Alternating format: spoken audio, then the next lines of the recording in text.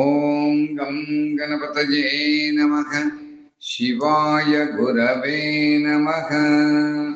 మనము ఈ 172వ రోజున వేదముతో సమానమైనటువంటి శ్రీ శివ మహాపురాణము రుద్ర సంహిత పార్వతీఖండములు ముందుగా వ్యాసవ్యాస మహర్షి విశ్వజననీ జనకులకు నమస్కరించి, విఘ్ననాథునకు నమస్కరించి ఈ శ్రీ మహాపురాణం గురించి ఏ విధంగా వర్ణించినారు ఆ విషయం నిత్యము కూడా తెలుసుకుంటున్నాం.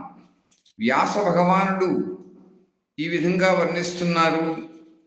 సౌనకాది మహర్షులు నైమిషారణ్యములో సూత మహామునిని ఈ విధంగా శివతత్వము, శివతత్వ స్వరూప వర్ణన, శివ భగవానుని యొక్క లీలలను గురించి ప్రశ్నించడం, ఆ తదుపరి సూత మహాముని బ్రహ్మ నారద సంవాద రూపమైనటువంటి వారి యొక్క ప్రశ్నకు ఈ శ్రీ శివ మహాపురాణం ద్వారా ఏ విధంగా తెలియజేస్తున్నారు అనేటువంటి అంశములను మనం ప్రతినిత్యము కూడా ఆ పరమేశ్వరి యొక్క అనుగ్రహం చేత తెలుసుకుంటున్నాం అని తెలియజేస్తూ, వాగర్ధావివ సంపృక్తౌ వాగర్ధ ప్రతిపత్తయే జగత పితరౌ వందే పార్వతీ పరమేశ్వరౌ.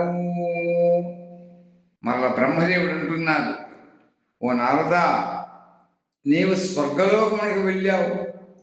కొంతకాలానికి గడిచిపోయింది. ఒకనాడు మేనాది హిమవంతుని దగ్గరికి వెళ్ళి అతనికి ప్రణామమునొచ్చి, భక్తితో నిల్చుని ఉన్నదయ్యా, ఆ గిరిప్రియమైనటువంటి మేనాదేవి తన యొక్క భర్తకు సవనీయంగా ఈ విధంగా అంటోంది, ఓ ప్రాణనాథ, నారద మునీంద్రుడు చెప్పినటువంటి మాటలను స్త్రీ స్వభావ కారణముల చేత నేను బాగుగా అర్థం చేసుకుని జాలైతాను. మీరు పార్వతీ వివాహమును ఒక చక్కటి వరుణునికిచ్చి చేయవలసిందిగా నా యొక్క ప్రార్థన. ఆ వివాహము అన్ని విధములా కూడా అఖండమైనటువంటి, అపూర్వమైనటువంటి, మంగళప్రదమైనటువంటి సుఖాన్ని ఇచ్చేటువంటిది కావాలి. మన యొక్క గిరిజను వరించబోయేటువంటి వాడు సువలక్షణ సంపన్నుడు, కులీనుడుగా ఉండాలి. నా ప్రాణముల కంటే కూడా నా కుమార్తె అధిక ప్రియమైనటువంటిది. అందుచేత ఆమె ఉత్తమ వరుణ్ణి పొంది ప్రసన్నురాలై సుఖంగా ఉండేటట్టు చేయవలసింది అని ఆ మేనకాదేవి తన భర్త అయినటువంటి ఆ యొక్క పర్వతరాజుతో, హిమవంతునితో ఈ విధంగా పలికింది. అంతేకాదు ఆమెకు భక్తి శ్రద్ధలతో మీకు నా నమస్కారములను కూడా తెలియజేసింది. ఈ విధంగా పలికినటువంటి మేనక తన భర్త యొక్క చరణముల మీద వ్రాలి ఉండగా ఆమె యొక్క కన్నుల నుండి అశ్రుధార ప్రవహిస్తూ ఉందయ్యా. ప్రాజ్ఞ శిరోమణి అయినటువంటి హిమవంతుడు ఆమెను లేవనెత్తి నచ్చ చెప్పడం కోసం ప్రారంభించాడు. అంత హిమాలయుడైనటువంటి ఆ గిరిరాజు తన భార్యతో ఈ విధంగా అంటున్నాడు, ఓ దేవి మేనక, నేను యథార్థమైనటువంటి తత్వ విషయాన్ని నీకు చెబుతున్నాను, విను. నీవు భ్రమణ వదిలిపెట్టవలసింది. ముని యొక్క మాటలు ఎప్పటికీ నీ అసత్యములు కావు. నీకు కుమార్తె మీద మమతానురాగములు ఉన్నట్లయితే భక్తిపూర్వకంగా చిత్తాన్ని స్థిరపరచుకుని ఆ భగవంతుడైనటువంటి శంకరుని గూర్చి తపస్సు చేయి. ఆమెకు శిక్షణీయము. ఓ మేనక, ఆ తపస్సు చేయవలసిందిగా నీవు మన కుమార్తె అయినటువంటి గిరిజకు తగినటువంటి శిక్షణ ఇయ్యి. ఆ విధానం అంతా కూడా ఆమెకు తెలియజేయవలసింది.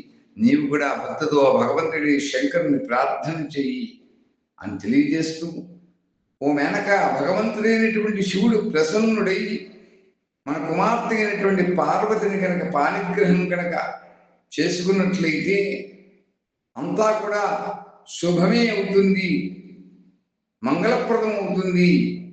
ఆ నారద మహర్షి తెలిపినటువంటి దాంతో అమంగళము, అశుభము కూడా నశిస్తాయి. ఆమె యొక్క దోషములన్నీ కూడా నివారింపబడతాయి. శివుని యొక్క సమీపమున అమంగళములన్నీ కూడా మంగళ రూపములుగా పరిణమిల్లుతాయి కనుక నీవు మన కుమార్తెకు ఆ శివ భగవాన్ని పొందుడికై తపస్సు చేయమని శీఘ్రంగా నీవు ఆమెకు శిక్షణ ఇవ్వవలసింది అని తన భార్య అయినటువంటి మేనకాదేవితో ఆ హిమవంతుడు తెలియజేశాడు. అలా అంటూనే మళ్ళా బ్రహ్మదేవుడు అంటున్నాడు, నాథ హిమవంతుని ఈ యొక్క వాక్యములను విన్నటువంటి మేనక మిక్కిలి ఆనందాన్ని పొందిందయ్యా. ఆమె తపస్సునందు అభివృద్ధిని కలిగించడం కోసం తన కుమార్తెకు ఉపదేశమునిచ్చుటకు ఆమె దగ్గరికి వెళ్ళింది. కానీ కుమార్తె యొక్క సుకుమారమైన అవయవములను చూసి తల్లి అయినటువంటి మేనక మనస్సులో మిక్కిలి బాధ కలిగింది. నేత్రముల నుండి అశ్రువులు స్రవిస్తున్నాయి. అప్పుడు గిరిప్రియ అయినటువంటి మేనకకు తన పుత్రికకు ఉపదేశం ఇచ్చేటువంటి శక్తి కూడా లేకుండా పోయింది. తల్లి యొక్క పరిస్థితిని పార్వతీదేవి వెంటనే పసిగట్టింది. సర్వజ్ఞురాలకు పరమేశ్వరి కాళికాదేవి పదే పదే తల్లికి నమ్మకమును కలిగిస్తూ ఈ విధంగా అంటోంది. అంత పార్వతీదేవి ఆ మేనక గిరిరాజుల యొక్క పుత్రి అయినటువంటి పార్వతీదేవి ఈ విధంగా అంటుంది, అమ్మా నీవు మిగుల తెలుగుగలదానము, నా ఈ మాటలను వినవలసింది.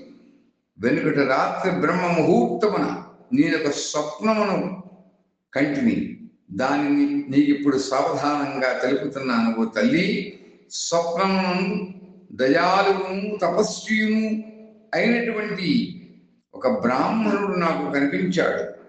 శివుని ఆ శివ భగవాను ప్రసన్నం చేసుకోవడం కోసం ఉత్తమమైనటువంటి తపో విధానమును అతడు ప్రసన్నుడై నాకు ఉపదేశించాడు. ఓ తల్లి, అందుచేత ఓ నారద, ఇది విన్నటువంటి మేనక శీఘ్రంగా తన భర్తను పిలిచింది. పుత్రిక చూసినటువంటి స్వప్నమును కూర్చిన విషయం అంతా కూడా ఆయనకు విన్నవించుకున్నది. మేనకతో కుమార్తె యొక్క స్వప్న సమాచారమును విన్నటువంటి హిమవంతుడు మిక్కిలి ప్రసన్నుడయ్యాడయ్యా. తన భార్యకు నచ్చ చెబుతూ ఈ విధంగా అంటున్నాడు గిరిరాజు, ఓ ప్రియురాళా, నిన్న రాత్రి నేను కూడా ఒక స్వప్నమును కంటిని, దానిని నీకు వినిపిస్తున్నాను, విను. నీవు కూడా దాన్ని శ్రద్ధతో వినవలసింది. మిగిలిన ఉత్తముడైన ఒక తపస్వి ఉన్నాడు.